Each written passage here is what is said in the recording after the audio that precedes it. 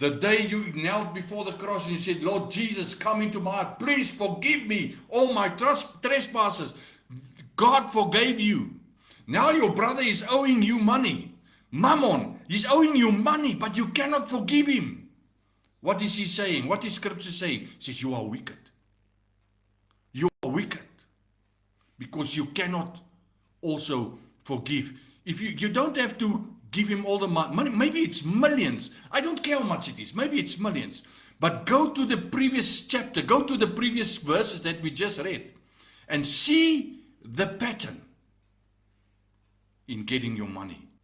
Look at verse 33. It says, should you not also have pitied your fellow servant, your brother, your Christian brother, your brother that, that is the accusation that the world has for our Christians.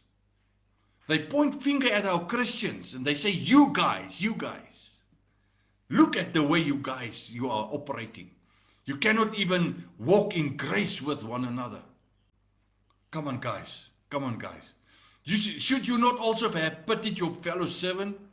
And his Lord was angry. This Lord, this judge that forgave this guy for his debt, he says he was angered. And he delivered him over to tormentors. So, likewise shall my heavenly Father also do to you.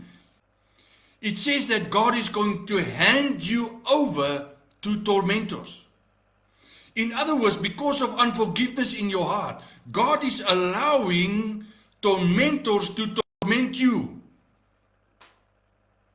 until you have forgiven, until you will come to a point where you will forgive.